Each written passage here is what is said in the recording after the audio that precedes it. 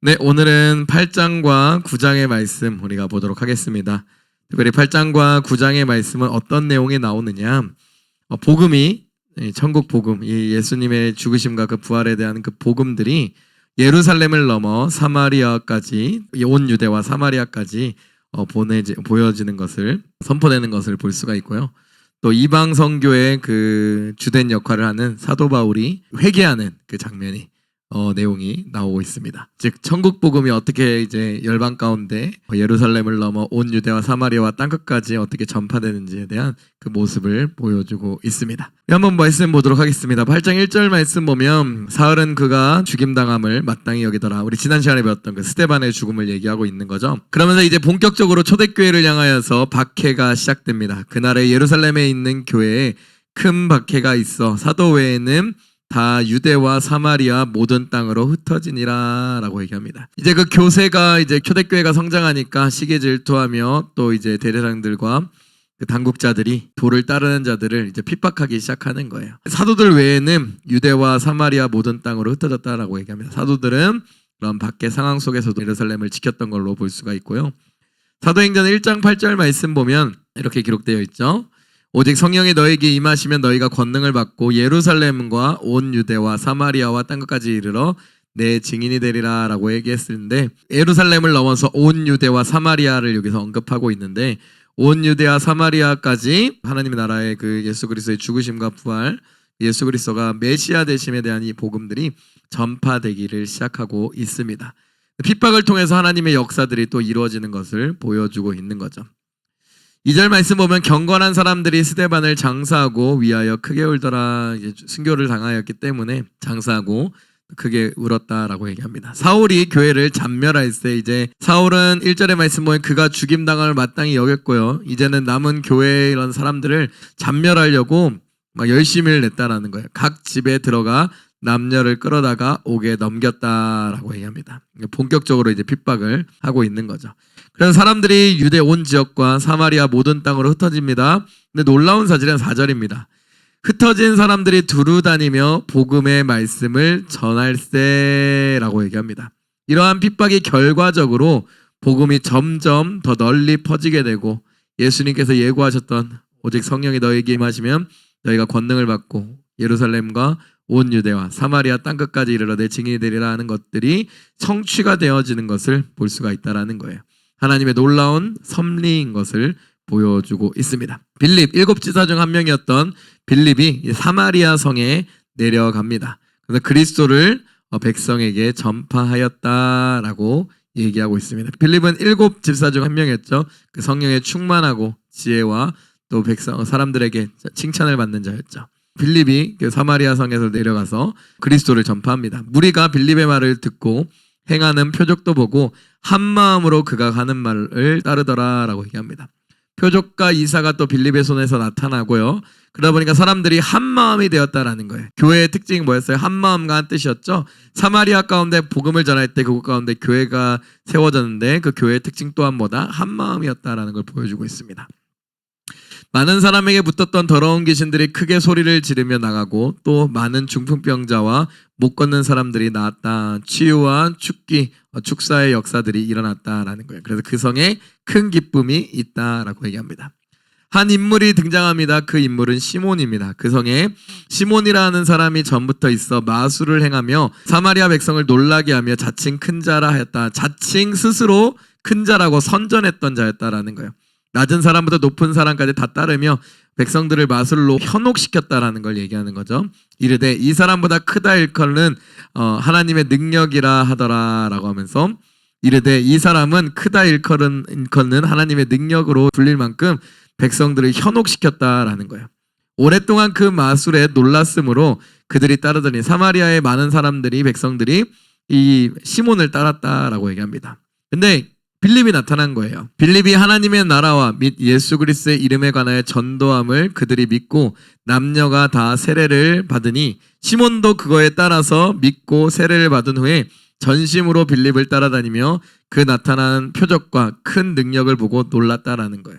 시몬은 백성들을 속여가지고 그런 마술하는 모습으로 보여졌지만 사실 그 빌립 가운데 나타난 하나님의 능력은 진짜인 거잖아요. 표적과 기사와 능력이 나타난 것을 볼 수가 있는 거죠. 그러다 보니까 놀라서 막 따랐다라고 얘기하고 있습니다. 그러면서 이제 그 다음에 구절이 나오는데 예루살렘에 있는 사도들이 이제 사마리아를 방문합니다. 사도들이 사마리아도 하나님의 말씀을 받았다함을 듣고 베드로와 요한을 보내매 그들이 내려가서 그들을 위하여 성령 받기를 기도하였다. 그들에게 성령이 임하기 위하여서 베드로와 요한을 사마리아로 보내는 것을 예루살렘 교회가 이제 파송한 걸 보여주고 있는 거죠. 이는 아직 한 사람도 성령 내리신 일이 없고 오직 주 예수의 이름으로 세례만 받을 뿐이더라. 이에 두 사도가 그들에게 안수함에 성령을 받습니다. 두 사도가 와가지고 안수할 때 성령께서 임하시고 각 사람에게 역사하시는 거죠. 근데 시몬이 그것을 봅니다. 사도들의 안수로 성령 받는 것을 보고 얘기하는 거예요. 돈을 내면서 막 얘기하는 거예요. 이르되 이 권능을 내게도 주어 누구든지 내가 안수하는 사람은 성령을 받게 하여 주소서 하니, 그러면서 돈을 줄 테니까 이 능력을 나에게 주십시오라고 얘기하는 겁니다. 근데 베드로가 이거에 대해서 얘기하면서 꾸짖습니다. 시몬을. 이르되 내가 하나님의 선물을 돈 주고 살 줄로 생각하였으니 내 은과 내가 함께 망할지어다 하면서, 너가 의지하는 이걸 돈으로 할 줄 알았느냐? 너가 의지하는 그 돈과 함께 은과 함께 너는 망할 것이다 라고 얘기하는 거죠. 하나님 앞에다 내 마음이 바르지 못하니 이 도에는 내가 관계도 없고 분깃도 될 것이 없느니라. 너가 이러한 성령의 능력을 돈 주고 사겠다라고 얘기하는 것은 정말 마음이 바르지 못한 것이다 라는 거예요. 베드로와 요한이 그 미문에서 라면서 안전뱅이를 향해서 외쳤던 외침이 있죠. 은과 금은 내게 없거니와 내게 있는 것을 내게 주리니 곧 나사렛 예수 그리스도의 이름으로 일어나 걸어라 라는 거예요. 사실 우리가 구하고 찾아야 될 것은 다른 것이 아니다는 거죠. 예수 그리스도의 그 이름을 얘기하는 거죠. 돈으로 뭔가 한다는 건 아니라는 거예요. 너가 은과 함께 망할 것이다 라고 얘기합니다. 그러면서 너는 관계도 없고 분깃도 될 것이 없다. 즉 하나님의 백성에서 파문이다 라고 얘기합니다. 그러므로 너의 이 악함을 회개하고 주께 기도하라. 혹 마음에 품은 것을 사하여 주시리라 하면서 베드로는 분명히 얘기하고 있는 거예요. 성령의 어떤 능력이나 이런 것들을, 성령의 선물을 돈으로 살려고 그러는 것, 돈으로 해결하려고 하는 것들은 악한 것이다. 즉 회개하고 기도하라. 혹여나 그 마음에 품은 것을 사하여 주실 수 있다라는 것. 내가 보니 너는 악독이 가득하며 불의에 메인바 되었도다. 악독, 그 마음에 그 악함이 가득하고 불의에 메인바 되었다라고 얘기합니다. 돈을 의지하는 그 모습에 대해서 얘기하는 거죠. 시몬이 그 얘기를 꾸짖음을 듣고 이렇게 얘기합니다. 시몬이 대답하여 이르되 나를 위하여 주께 기도하여 말한 것이 하나도 내게 임하지 않게 하소서 하니라 라고 하면서 시몬이 이렇게 그래도 회개하는 어떤 기도, 또 간구하는 어떤 얘기를 하는 것을 볼 수가 있습니다. 이렇게 성령의 역사나 성령의 선물들, 또 어떤 성직들을 돈으로 사고 팔려고 하는 행위가 여기서 유래한 거죠. 그 시몬이란 이름에서 유래한 거죠. 사이몬이라고 하는 단어가 영어의 단어 있죠. 라틴어 사이모니아에서 나온 건데, 그 사이모니가 어떤 거냐면 매간 매직, 그러니까 돈으로 성직을 매매하는 것을 얘기합니다. 그래서 이 시몬을 시몬을 얘기하고 있는 거죠. 이 시몬한테, 시몬이 이제 성령의 어떤 능력이나 이런 것들을, 성령의 선물을 돈으로 살려고 했던 이 모습을 나중에 이제 단어가 돼가지고 성직 매매를 사이모니라고 얘기하고 있죠. 어쨌든 간 이것이 그거에 대한, 그 단어에 대한 설명이고, 또 여기 그 단어가 여기서부터 나왔다는 거 볼 수 있고, 결국 돈으로 무엇인가를 하려고 하는 성령의 능력이나 은사들에 대해서 구하는 것들은 하나님께서 보시기에 뭐하다? 악하다라고 성경은 얘기하고 있습니다. 25절, 두 사도가 주의 말씀을 증언하여 말한 후 예루살렘으로 돌아갈새 사마리아인의 여러 마을에 복음을 전하니라 라고 얘기하면서, 주의 말씀을 증언하여 말한 후에 예루살렘으로 돌아가는데 사마리아인의 여러 마을에서 계속해서 복음을 전했고 사마리아 그 지역에 복음을 선포했다라고 보여지고 있습니다. 그러면서 이제 북쪽 지역, 예루살렘, 유대의 북쪽 지역, 사마리아가 북쪽이잖아요. 북이스라엘 그쪽이니까 그 지역에 이제 복음이 전파되었다라고 얘기합니다. 이제는 복음이 어디로 가냐? 예루살렘의 남쪽으로 갑니다. 그래서 남쪽으로 가는데 에디오피아 네시를 만나면서 그 남쪽으로 가는 것을 볼 수 있습니다. 이방 선교의 시작을 또 보여주는 거죠.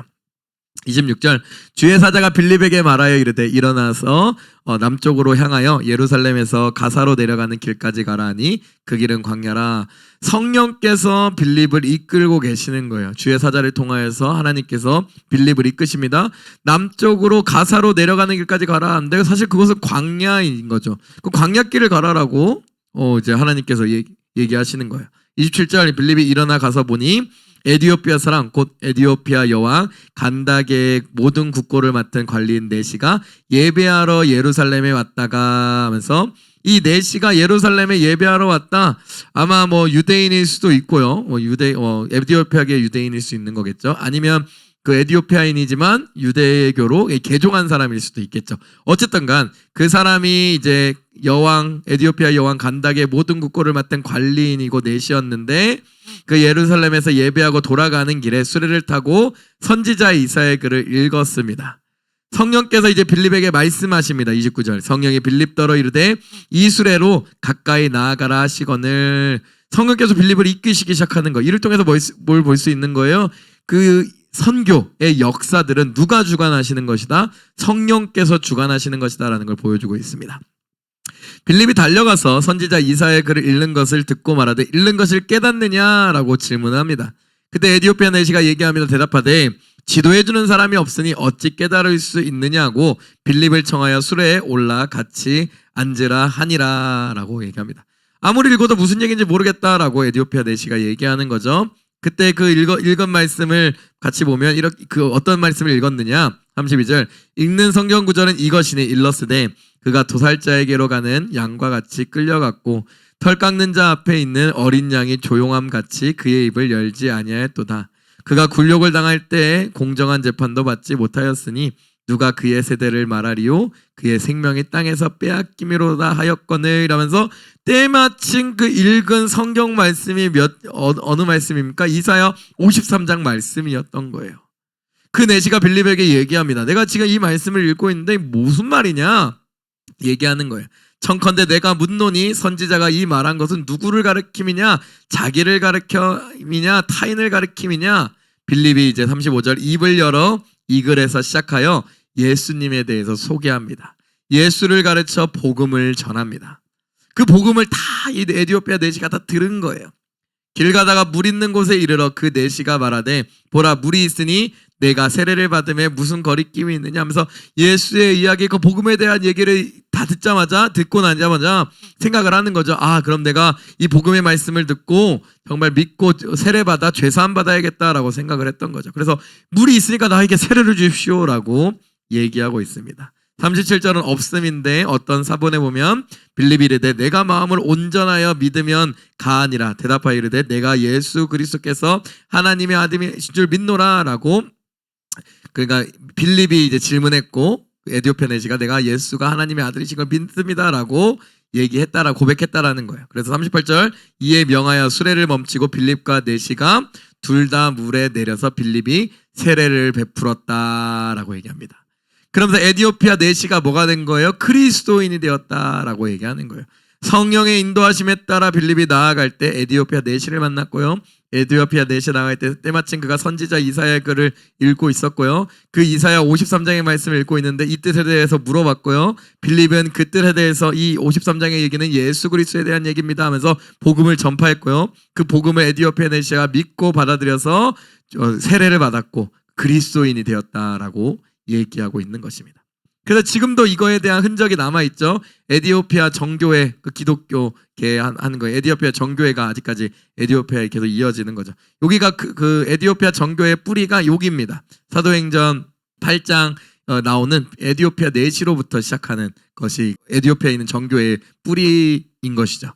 그러면서 어쨌든 간 이 빌립이 전한 복음을 통해서 에디오피아 네시가 예수 그리스도를 믿고 그의 나라로 간 걸 볼 수가 있죠. 39절 둘이 물에서 올라옵니다. 그러면서 이제 헤어지려고 그러는데 주의 영이 빌립이 이끌어 갔다라고 얘기합니다. 이끌어 갔다. 여기서 이끌다 우리나라 번역에 이끌어 갔다라고 하지만 사실 원어적으로 보면 잡아채 갔다라고 얘기하는 거예요. 잡아채 갔다. 잡아채 간지라 내시는 기쁘게 길을 가므로 그를 다시 보지 못하니라라는 거예요. 그러니까 복음의 전파가 결국 누구의 인도하신 가운데 이루어지고 있는 것이다. 성령의 인도하신 가운데 계속해서 이루어지고 있는 것이다라는 거예요. 오늘 8장 26절 또 29절 말씀 보면 계속해서 성령께서 이끄신다라는 것을 볼 수가 있다라는 거예요. 40절 빌립은 아소도에 나타나 여러 성을 지나다니며 복음을 전하고 가이사랴에 이르니라면서 해안가 도시를 쭉 따라서 해안가 도시에 대해 복음을 전하고 가이사랴 쪽으로 이르렀다라고 얘기하고 있습니다. 그러면서 이제 천국 복음이 사마리아 지역, 유대의 북쪽 지역, 또 유대의 남쪽 지역까지 복음이 전파되고 있는 모습을 볼 수가 있습니다. 이제는 예루살렘과 온 유대와 사마리아까지 왔어요. 이제는 땅끝까지 선포돼야 됩니다. 근데 땅끝까지 선포되기 위한 하나님의 그릇이 있습니다. 그 그릇의 이름이 누구십니까? 누구예요? 사도 바울이죠. 사도 바울이 이제 9장에 등장을 합니다. 사도 바울이 어떻게 회개를 하게 되는가, 사도 바울의 어떤 간증을 한번 또 이 스토리를 한번 보도록 합시다. 네, 9장 말씀입니다. 우리 사도행전에서의 이제 바울의 회심 이야기가 나와 있는 이야기입니다. 여기서 회심, 사도행전에서는 그 사도 바울의 회심 이야기가 한 3번 정도 나와요. 그래서 9장, 또 22장, 26장에 나오는데 그 사도 바울의 회심에 대한 첫 번째 이야기가 있는 내용이 오늘 읽을 9장의 말씀입니다. 사울이 누구예요? 그 스데반을 죽일 때 그 옷을 지키던 자였고, 또 이제 7장도 60절 말씀 보면 사울이 8장 1절 말씀이죠. 그가 죽임을 마땅하게 이겼던 그럼 박해자, 교회의 박해자였죠. 사울이 그의 제자들에 대하여, 예수님의 제자들을 얘기하는 주의 제자들에 대하여 여전히 위협과 살기가 등등하였다라는 거예요. 그들을 이단자 취급하면서 이제 죽이려고, 아니면 감옥에 가두려고, 아니면 그들을 고문이라도 뭐라도 해가지고 가둬가지고 이제 뭐 이렇게 뭐 배교를 시키는 뭔가를 원했던 거죠. 결국에 그들을 없이 하려고 했던 거겠죠. 등등하여 대제사장에게 갑니다. 그리고 나서 다메섹 여러 회당에 가져갈 공문을 요청합니다. 이는 왜 그렇게 공문을 요청하냐? 만일 그 예수 그리스도를 따르는, 그 도를 따르는 사람을 만나면 남녀를 막론하고 결박하여 예루살렘으로 잡아오려고 했기 때문입니다. 바울이 보기에는 그리스도 이단자를 따르는 변절자들인 거예요. 그 변절자들을 다 잡아가지고 오기 위함이었다. 핍박하고 다시 개종시키고 배교시키게 하고 이렇게 하려고 했던 것인 것을 볼 수가 있는 거죠. 이제 사울이 이제 다메섹으로 그 공문을 받아서 갑니다. 사울이 길을 가다가 다메섹에 가까이 이르습니다. 근데 호련히 하늘로부터 빛이 그를 둘러 비쳤다라고 얘기합니다. 우리 사도행전 22장 6절 말씀 한번 찾아볼까요? 22장 6절 말씀. 22장 6절 말씀 보면 이렇게 기록되어 있습니다. 가는 중 다메섹에 가까이 갔을 때 오정쯤 되어 호련히 하늘로부터 큰 빛이 나를 둘러 비치네 하면서 하늘로부터 큰 빛이 나를 둘러 비쳤다라고 고백하고 있죠. 또 한번 찾아볼까요? 26장 13절. 26장 13절 이렇게 기록되어 있습니다. 왕이여 정오가 되어 길에서 보니 하늘로부터 해보다 더 밝은 빛이 나와 내 동행들을 둘러 비치는지라. 다메섹으로 가는 그 길목에 다메섹 도상에서 정오의 해보다도 더 밝은 빛이 사도 바울을 둘러 비쳤다라는 거예요. 하늘로부터 빛이 그를 둘러 비치는지라 땅에 엎드려져 들음에 그 빛에 놀라서 땅에 엎드렸다라는 거죠. 소리가 있어 이르되 사울아 사울아 내가 어찌하여 나를 박해하느냐라는 왜 2번의 이름의 외침이 들렸다라는 거예요. 모세를 부를 때도 모세야 모세야, 사무엘을 부를 때도 사무엘아 사무엘아 2번 부르시는 것처럼 사도 바울에게도 또 사울을 만날 그때에도 사울아 사울아 라고 외치시면서 내가 어찌하여 나를 박해하느냐라고 말씀하셨습니다. 사도 바울은 하나님의 음성을 귀로 들었다라는 거예요. 하나님의 말씀이 들려졌다라는 거예요. 그 말씀에 대답하여 주여 누구시니까 라고 두려움 가운데 누구시니까 라고 물어본 거죠. 그때 예수님의 대답이 되게 중요합니다. 이르시되 나는 내가 박해하는 예수다라는 거예요. 그래서 정오의 해보다 더 밝은 빛으로 예수님께서 찾아오셔서, 부활하신 예수님께서 친히 찾아오셔서 사도 바울에게 나타나시고 사울아 사울아 부르시고 어찌하여 나를 박해하느냐라고 얘기하실 때 누구십니까? 라고 얘기할 때 이는 내가 박해하는 예수다라고 고백합니다. 지금 사도 바울은 교회를 박해하고 있죠. 교회를. 근데 교회와 자신을 동일시하시는 그 예수 그리스도의 모습을 볼 수가 있는 거죠. 우리는 이러한 사도 바울의 경험을 통해서, 이러한 경험을 우리가 말씀을 통해서 알게 되면서 왜 사도 바울이 서신서에서 교회를 예수 그리스도의 몸으로 얘기하는지, 또 교회의 머리가 바로 예수 그리스도라는 거에 대해서 왜 그렇게 얘기하는지 우리는 알 수가 있는 거예요. 내가 어찌하러 박해하느냐. 사실 사울은 이제 교회를 박해했던 거죠. 근데 그 동일시하시는 예수님의 음성을 들었기 때문에 이러한 계시를 통해서 사도 바울은 알았던 거죠.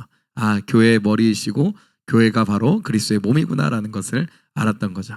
그러면서 예수님께서 계속 얘기합니다. 너는 일어나 시내로 들어가라. 내가 행할 것을 내게 이를 자가 있느니라 라고 얘기합니다. 같이 가던 사람들은 소리만 듣고 아무도 보지 못하여 말을 못하고 서 있더라 라고 얘기합니다. 다른 사람에게는 보이지도 않고 제대로 들려지도 어떤 소리만 들렸다라고 얘기하는 거예요.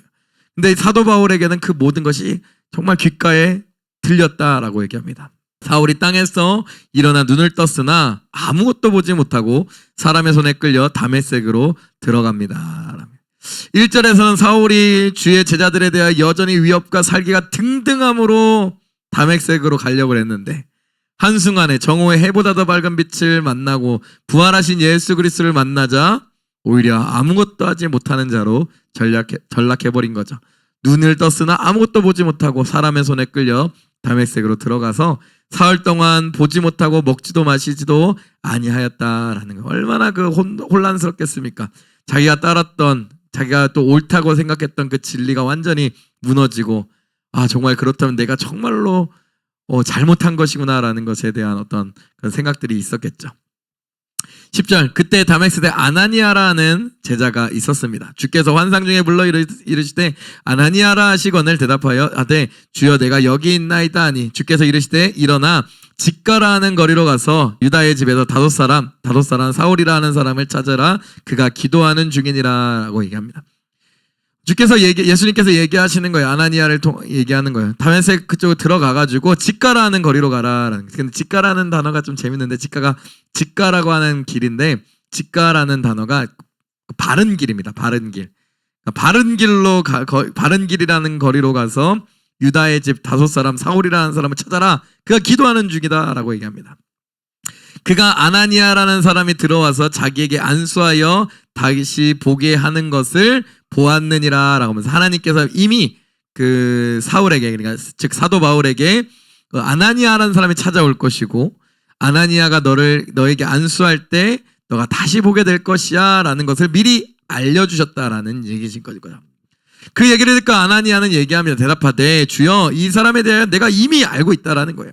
여러 사람에게 들었사온즉 그가 예루살렘에서 주의 성도에게 적지 않은 해를 끼쳤나이다 하더니 여기서도 주의 이름을 부르는 모든 사람을 결박할 권한을 제사장들에게도 받았나이다 하거늘 하면서 하나님 예수님 제가 이 사람 잘 압니다. 이 사람 결국 우리를 잡으려고 온 사람 아닙니까? 라고 얘기합니다. 15절에 예수님께서 아나니에게 말씀하십니다. 주께서 이르시되 가라. 이 사람은 내 이름을 이방인과 임금들과 이스라엘 자손들에게 전하기 위하여 택한 나의 그릇이다 라고 얘기합니다. 그래서 너는 가라. 나는 예수님께서는 이 사도 바울을 정하셨다라는 거예요. 이방인과 임금들과 이스라엘 자손에게 복음을 증거하기 위한 나의 도구, 나의 그릇으로 정했다라고 얘기하고 있는 거예요. 그러면서 바울이 이렇게 회심하게 될 수 있었던 이유, 구원받을 수 있었던 이유는 전적인 하나님의 은혜, 또 하나님의 선택, 하나님께서 그를 이방인의 사도로 부르기 위함이었다라는 것을 알 수가 있는 거죠. 그가 내 이름을 위하여 얼마나 고난을 받아야 할 것을 내가 그에게 보이리라 하시니 그래서 나의 이름을 위하여서 너가 고난을 받을 것이야 라는 것을 보이겠다라고 얘기하는 거죠. 참 아이러니한 상황인 거죠. 사도 바울은 그 핍박자 사울은 어떤 모습이었습니까? 그 이름으로 그 이름을 따르는 자들을 붙잡고 괴롭히던 자였고 그들 잡아 막 하던 자였어요. 근데 이제는 반대로 어떻게 된 거예요? 바울이 이제는 그 이름 예수 그리스도의 이름을 위하여서 고난을 받게 돼야 되는 것을 볼 수가 있는 거죠. 우리 한번 말씀 한번 찾아볼까요? 우리 사도 바울의 어떤 고난들에 대해서 나와 있는 내용이 쭉쭉 말씀을 통해서 있습니다. 골로새서 1장 24절 말씀 한번 찾아보도록 하겠습니다. 골로새서 1장 24절 말씀. 핍박자였던 사울이 그 이름을 위하여 고난받는 사도 바울이 되는 것을 볼 수가 있는 거죠. 네, 골로새서 1장 24절. 나는 이제 너희를 위하여 받은 고난을 기뻐하고 그리스도의 남은 고난을 그의 몸된 교회를 위하여 내 육체에 채운다. 그러니까 내가 육체 고난 가운데 그리스도를 위하여서 교회를 위하여서 고난 받겠다라는 얘기죠. 디모데전서 1장 15절 16절도 한번 찾아볼까요? 디모데전서 1장 15절 16절 말씀 보면 미쁘다 모든 사람이 받을 만한 이 말이여 그리스도 예수께서 죄인을 위해 구원하시려고 세상에 임하셨도다 하였도다. 죄인 중에 내가 괴순이라 그러나 내가 긍휼을 입은 까닭은 예수 그리스도께서 내게 먼저 일체 오래 참으심을 보이사 후에 주를 믿어 영생 얻는 자들에게 본이 되게 하려 하심이라 라고 얘기합니다. 또 말씀 찾아볼까요? 고린도 후서 11장 23절 말씀입니다. 고린도 후서 11장 23절 말씀 보면 이렇게 얘기하고 있습니다. 그들이 그리스도의 일꾼이냐 정신없는 말을 하거니와 나는 더욱 그러하도다. 내가 수고를 넘치도록 하고 옥에 갇히기도 더 많이 하고 매도 수없이 맞고 여러 번 죽을 뻔하였으니 유대인들에게 40에서 하나 감한매를 5번 맞았으며 3번 태장으로 맞고 1번 돌로 맞고 3번 파선하고 일주야를 깊은 바다에서 지냈으며 여러 번 여행하면서 강의 위험과 강도의 위험과 동족의 위험과 이방인의 위험과 신의 위험과 광야의 위험과 바다의 위험과 거짓 형제 중에 위험을 당하고 또 수고하며 애쓰고 여러 번 자지 못하며 줄이며 목마르고 여러 번 굶고 춥고 헐벗었노라 라고 얘기하면서 사도 바울의 자신의 고난에 대해서 설명하는 거죠. 근데 이것들이 뭐다? 예수님께서 부활하신 예수님께서 이미 예고하신 내용인 거죠.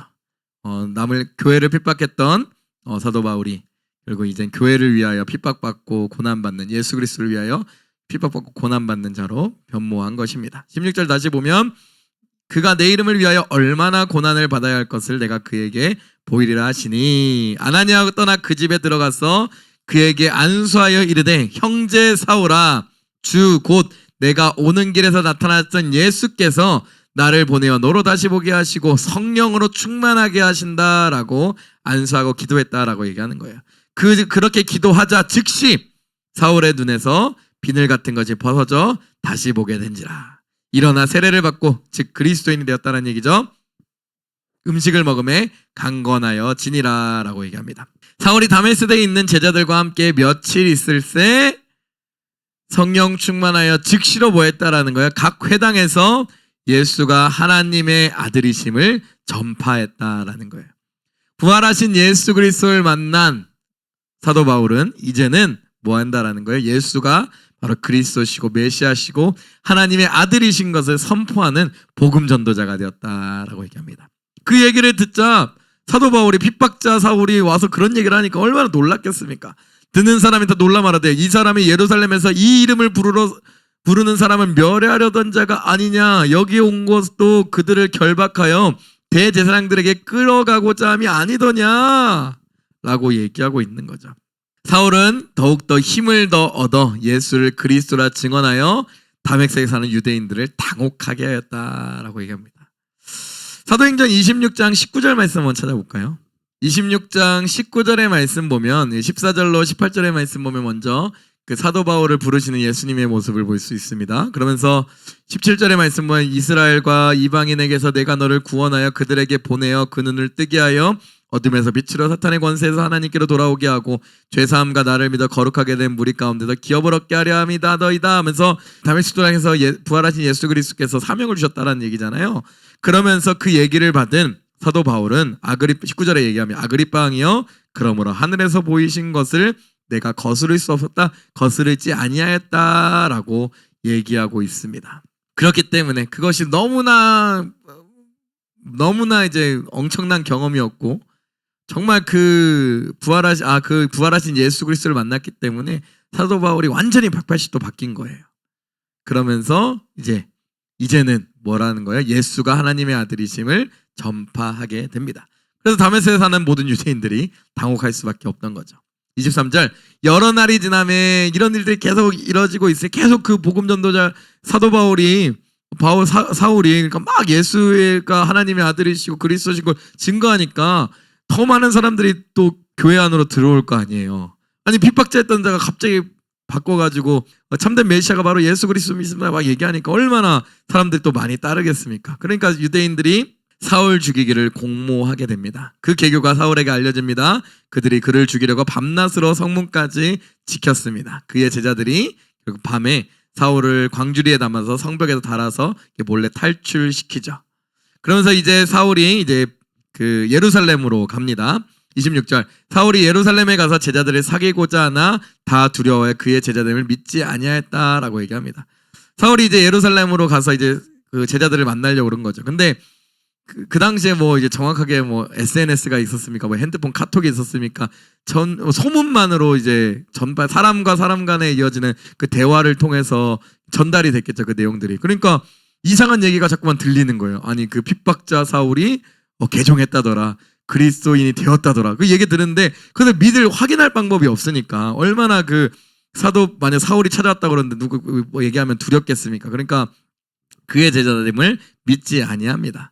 그때 바나바라는 사람이 나타납니다. 우리 사도행전 4장 36절 보면 이제 그 바나바 자기 땅을 팔아서 자기 그 예루살렘 그 사도들에게 교회에게 그 주었던 바나바를 얘기하죠. 바나바 그 뜻이 위로의 아들이었죠. 어쨌든간 그 바나바가 데리고 사도들에게 그 사도 바울을 데리고 갑니다. 그가 길에서 어떻게 주를 보았는지와 주께서 그에게 말씀하신 일과 다맥에서 그가 어떻게 예수의 이름으로 담대히 말하게 되었는지 그 사도 바울의 간증들을 전달해 주는 거죠. 그러면서 다시 이거 매개체가 되어가지고 그 사도와 또 이제 그 사도 바울을 연결시켜 줍니다. 그래서 사울이 제자들과 함께 있게 되고요. 예루살렘에 출입하며 또 주 예수의 이름으로 담대히 말하고 헬라파 유대인들과 함께 말하며 변론하니 그 사람들이 죽이려고 힘쓰거늘. 계속해서 그 예수 그리스도를 증거하니까 이제 죽이려고 사도 바울을 죽이려고 하는 거죠. 형제들이 알고 그것을 다 알게 됩니다. 가이사라로 데리고 내려가서 다소 그 사도 바울의 고향이었던 다소로 보내게 됩니다. 그리하여 온 유대와 갈릴리아와 사마리아 교회가 평안하여 든든히 서가고 주를 경외함과 성령의 위로로 진행하여 수가 더 많아졌다. 또 핍박이 있었지만 그 핍박을 통해서 또 그 복음이 그 온 유대와 사마리아까지 전파되고요.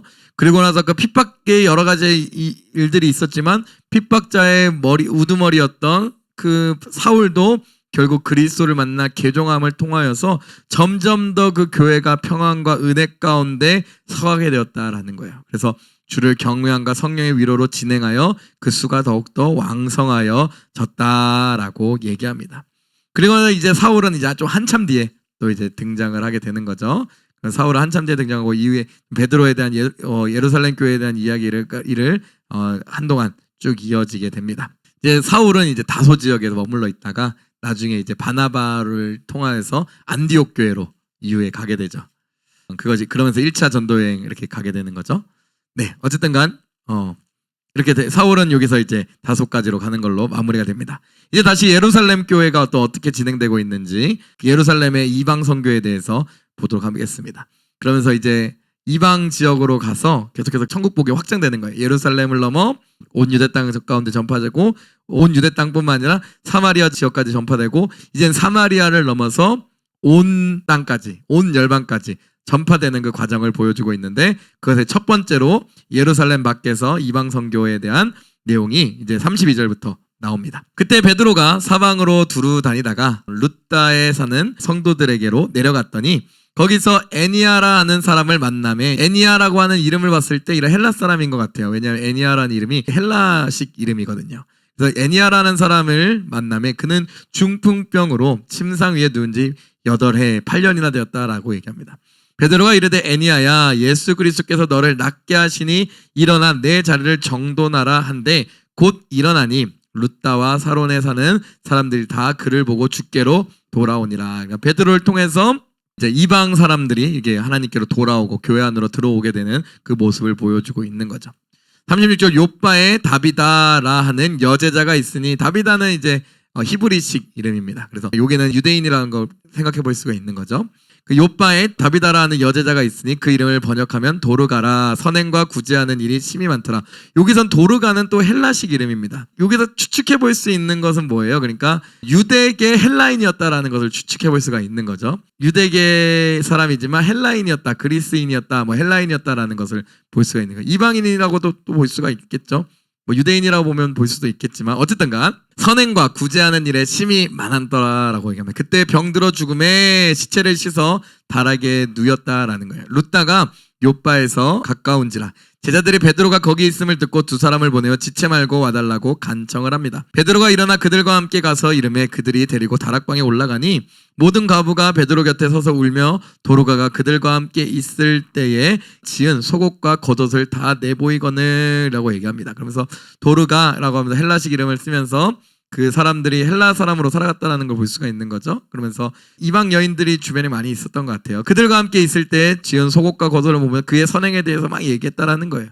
베드로가 사람을 다 내보내고 무릎을 꿇고 기도하고 돌이켜 시체를 향하여 이르되 다비다야 일어나라 하니 그가 눈을 떠서 베드로를 보고 일어나 앉은지라. 베드로가 손을 내밀어 일으키고 성도들과 과부들을 불러들여 그가 살아난 것을 보였다라는 거예요. 그러니까 도르가, 다비다라 불리는 그 도르가를 베드로가 기도함을 통해서 다시 살렸고요. 그 살아난 것을 많은 이적과 기적이 일어나 살아난 것을 보니까 42절 온 요빠 사람들이 알고 많은 사람이 주를 믿었더라라고 얘기합니다. 그러면서 이 복음이 예루살렘 바깥으로 나아가서 그런 복음이 이방 땅에까지 전파되는 것을 볼 수가 있는 거죠. 베드로가 요빠에 여러 날 있어 시몬이라는 무드장이 집에 머물게 됩니다. 그 요빠의 거점이 있어서 거기서 계속해서 천국 복음, 그 복음의 말씀들을 베드로가 선포했다라는 것을 볼 수가 있는 거죠. 요빠에 있었기 때문에 이후에 10장에서 베드로가 고넬료를 만나서 또 고넬료에게 정말 이방인인 고넬료, 그 백부장인 고넬료에게 복음을 전파하는 모습을 보게 됩니다. 이제 그 복음이 이제 예루살렘과 온 유대 사마리아를 넘어서 땅끝까지 이르는 것을 우리가 보고 있습니다. 이후에 이제 사도행전의 이후의 내용은 이 천국 복음이 어떻게 계속해서 땅끝까지 전파되고 확장해 나가는지 보여주는 내용입니다. 근데 이 모든 것에 이 복음의 확장에 그 중심에서 모든 것을 이끄시는 분이 누구다라는 거예요? 성령님이다라는 거예요. 그렇기 때문에 복음을 증거하는 부활의 증인된 우리는 오로지 뭐 해야 된다? 성령으로 충만하며 기도에 힘쓰며 그 말씀을, 복음을 전파해야 된다라는 것을 우리에게 알려주고 있습니다. 그래서 정말 우리 천국 복음이 땅끝까지 전파되기를 간절히 소망하는 우리 하나님의 백성들, 특별히 동탄순복음교회 지상명의 사명을 소유한 동탄순복음의 성도님들, 날마다 성령님의 인도하신 가운데 성령의 충만함으로 부활하신 예수 그리스도를 증거하는 증인된 삶을 살아가는 우리 성도님들 되시기를 예수를 간절히 축원하고 기도드립니다. 아멘.